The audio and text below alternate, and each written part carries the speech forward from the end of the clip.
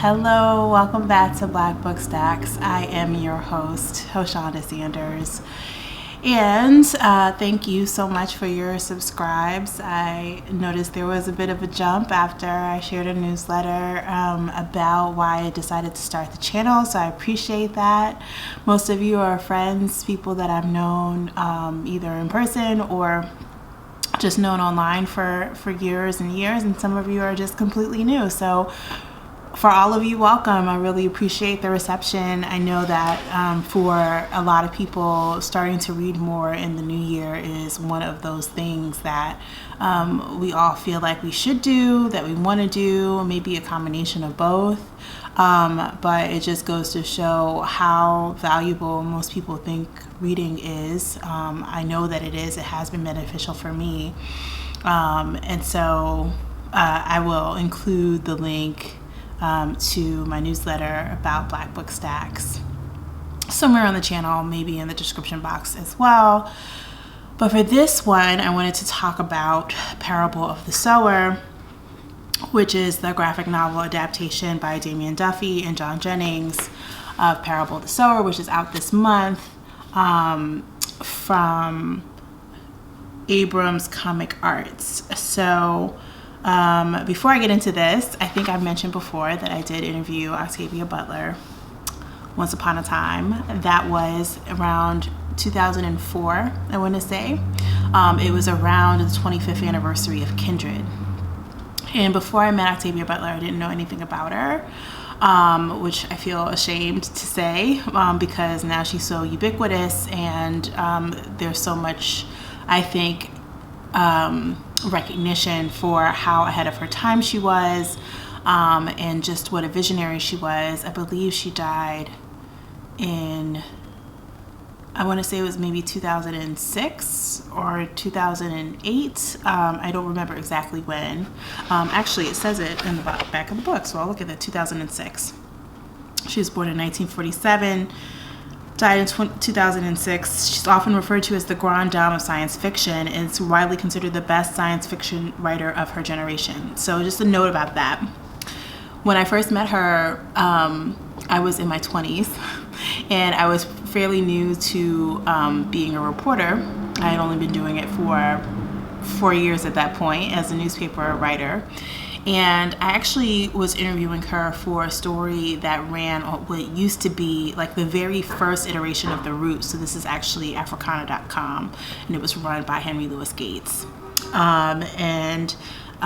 This feels like when the internet started. But I interviewed her about Kindred, and she was very nice. She has a very soothing voice, a very motherly. And the first thing she said to me was, "Please do not call me the grande dame." I was like, okay. And it was actually my friend Portia, who is one of my beloved subscribers. Hey, what's up, Portia? Who let me know what a big deal it was for me to be talking to Octavia Butler. I was just scared because I had no idea what to expect. I thought she was going to be scary, but she was so calm, so nice. She was about my height. I'm about 5'10". She's a little bit taller. And so she told me she told me a couple amazing stories. The first thing she said to me was that she likes a lot of change all at once. And that only resonated with me again when I read this book, because the Parable of the Sower is about essentially, little spoilers for those of you who haven't read it. So just a warning, but it's about a young woman named Lauren Olamina. It begins in the year 2024 in a world basically on the West Coast in California, essentially future California, where you have to pay for water, where there are people who paint themselves and do a drug called pyro and set things on fire, are wildly violent. There are packs of wild dogs that rip people to death. It's a pretty bleak situation. It's essentially class warfare, right? And there's more stuff going on than that, but there's a multinational conglomerate that like buys up a city that's like many miles from where everybody is, where all this desolation and craziness is happening. People are going missing, and did I mention you have to pay for water? Yeah, so that's wild. And you know, I imagine that when she published it in the 90s, people were like, huh. Like, it was the New York Times Notable Book of the Year in 1994. It was nominated for a Nebula Award for Best Novel. Only Essence referred to it as a prophetic odyssey. Shocking, right? Because, of course, Essence got it right away. But essentially, she is writing in the 90s about what our worst fears are right now, right, in 2020. Bananas. But I mentioned that her change comment because Lauren Olamina, who's the main protagonist, is basically journaling, writing, has a vision of this alternative religion or this alternative faith in an alternative faith community that's based around the idea of what she calls Earthseed. And the basically first tenet is that God is change. All that you touch, you change. All that you change changes you. The only lasting truth is change. And it's a really interesting premise. So I definitely think I need to check out the original novel, just because all of my fangirling about Octavia Butler has been based on the fact that I actually met her before she passed away, which just, I'm deeply honored by that. Like, she is and was definitely a genius. I definitely think that, though, if you haven't been familiar, if you're not familiar with her work, which I don't have the depth of knowledge of her work as that I would like, so I'm going to fix that in 2020. But because I've read Kindred, I've read Fledgling, and now I've read this graphic novel version of her book. So I want to read the Earthseed trilogy and find out what happens. But you know, the thing about the graphic novel that's cool is that I feel like it condenses some of the most beautiful aspects of her novel. I can just imagine it. And you know, but it's just really, it's kind of harrowing, you know. You have things like this is the year 2027, and it shows you like kind of an altered map of what's happening as things are set on fire and like the world is collapsing apart. That's only 7 years from now. You know, back then it probably seemed like it was really far off. And yeah, I mean, I imagine that's what visionaries just have to contend with, right? Is that they can see in ways that we can't what might be possible in the future. Thankfully, she wasn't vilified for it while she was alive, right? Like, because it seemed possibly so far-fetched that only a few people could see, like, yeah, I could see a world in which that might go down, you know, where you have to pay for police protection, or if your house is set on fire and completely damaged, everybody just like strips everyone's bodies to take their stuff, as opposed to actually like calling fire department or something like that. Like, that's just really, really wild.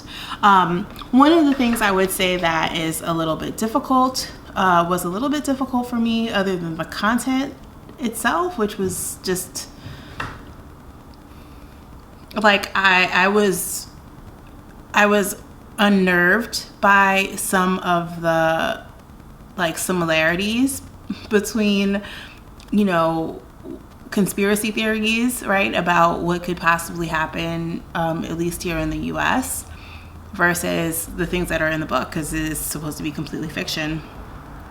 But, you know, in the graphic novel, like, the print is a little bit hard to read. I don't know if you can see it. These are just sketches, obviously, so I'm sure in the actual printed version, like the final copy, that it's a little bit easier to see. But I'm also, that my caveat there and my little disclaimer is going to be that I don't actually read that many graphic novels, so it could probably just be the format and just how things go in that format. So, you know, take that as it applies to you. But if you have trouble like kind of seeing small text, even with my glasses, it was kind of a challenge. So that's one thing I would just caution you about if you want to pick up the book. But I did love it. It's a really timely read. I believe it's out already. I think I saw someone mention that they were reading it this past weekend. So, yeah, it was first published in 1993. So, gosh, what is that? 27 years ago? So almost 30 years ago, she blessed us with this gem. And apparently, Damian Duffy and John Jennings won lots of awards for the Kindred adaptation.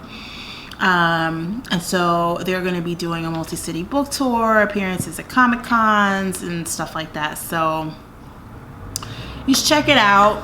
Support Abrams Comic Arts by picking up this gem. You can find them abramscomicarts.com. Yeah, I hope you enjoy it. I really enjoyed it, despite the fact that it kind of unnerved me, and maybe like this wasn't the best time. You know, we were at the time I was reading it, all the stuff around Iran started popping off, and you know, people were tweeting about World War III. So, you know, it's either like a really amazing time to read it or a little bit inconvenient, you know. So I guess it just depends on how you look at it. But that's what I have for Parable of the Sower. If you pick it up, I'd love to hear what you think. If you are familiar with her work and you're excited about it, like, want to hear that too. Just all thoughts Octavia Butler. I can never get enough. Otherwise, I'm going to put the link to my newsletter, the link to the Octavia Butler interview in the description box below, and also a link to where you can get this version of Parable of the Sower. Next thing for me will be a review of Zora Neale Hurston's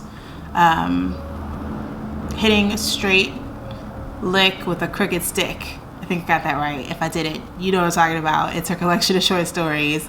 But until next time, take good care and enjoy whatever book you're sinking your teeth into these days. Bye.